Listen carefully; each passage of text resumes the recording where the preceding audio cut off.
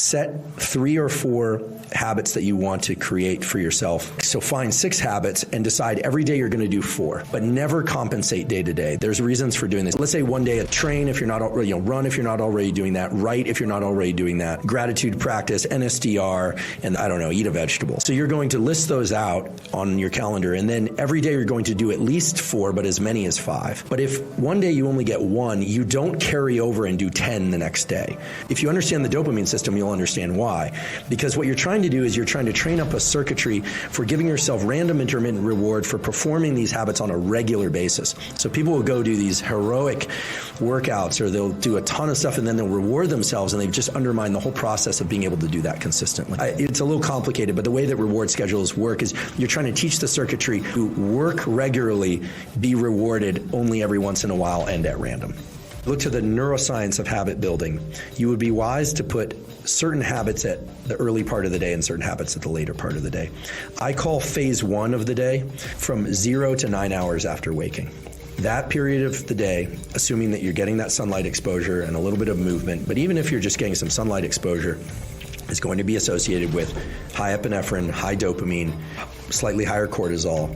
Certain habits we could call linear habits. These are things that you know how to do and you just need to do them. And so those sorts of habits would go well in that 0 to 9 hours. Then phase 2, go from about 10 hours till about 16 or 17 hours after waking.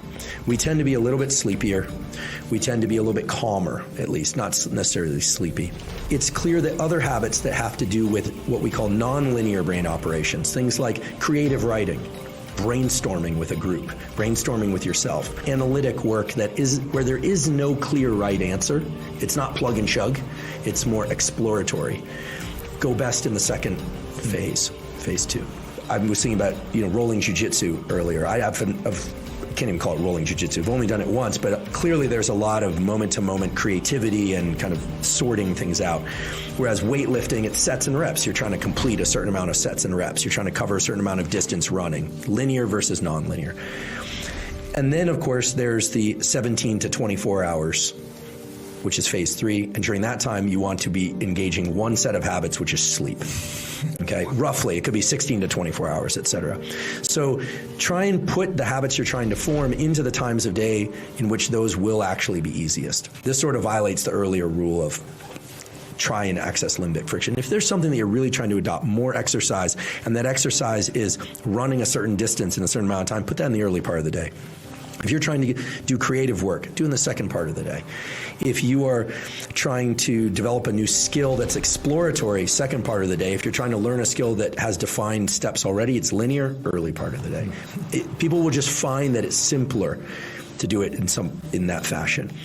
The other thing is that if you look at the science of goal setting, there are clear data. There's a woman at New York University, Emily Balketis, and she's described that while we like to think about envisioning success as the best way to set goals and develop new habits, it turns out, at least the research shows, it's far more effective to imagine the catastrophic effects of failure. It's the darkness none of us want to embrace, but fear is the more powerful motivator.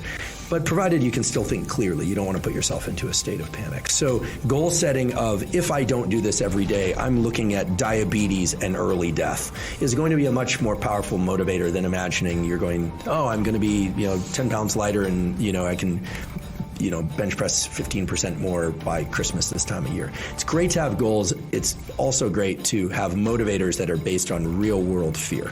The best way to reward yourself for a job well done is random intermittent reward. We've been talking up until now that effort reward is the cycle, but if you want to remember dopamine, non-infinite but replenishable, how about not spend it at all? How about use what the casinos use in order to keep yourself into a state of motivation? So if you are checking off the boxes, I did this behavior, this new habit, that new habit, great, do that. But don't celebrate every win.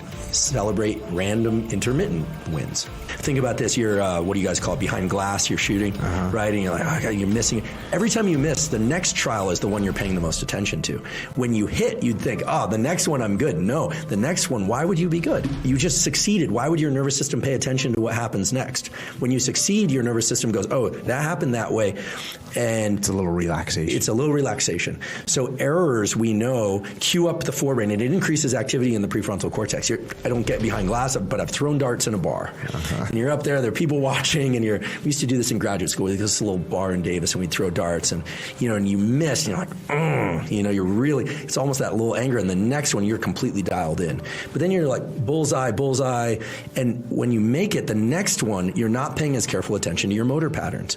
So you might get lucky, but you're not learning. So errors are key to learning, and the proper ratio of errors to successful trials for optimal learning is very clear from machine learning and from human learning. It's the 85-15 rule. How difficult to make a task should be 85% of the time you're performing it correctly, 15% of the time you're performing it incorrectly. More or less, plus or minus 2%, if you want to optimize learning. 85% you get it, 15% you miss. Yeah, that's about the right level of difficulty for motor skill learning, cognitive learning, etc. Any more than that, it's putting too much of a demand on the attentional systems. Any less, you're putting too little demand on the attentional systems. That's what the machine learning shows in humans. That's what the machine learning algorithm is based on human learning. That's what the animal data show. And of course, there'll be some variation on this, but if people are saying, oh, I want to teach these kids Spanish, or I want to teach people how to shoot, well, make it difficult enough so that they're about 15% error rate. Don't reward yourself with external rewards very often. So make the training its own reward. So if it's I'm going to train and then I'm going to have the pancake breakfast, great, do it every once in a while. But don't do it every Sunday, don't do it every workout. So it's not so much about the frequency as much as it is how what we call the schedule of reward.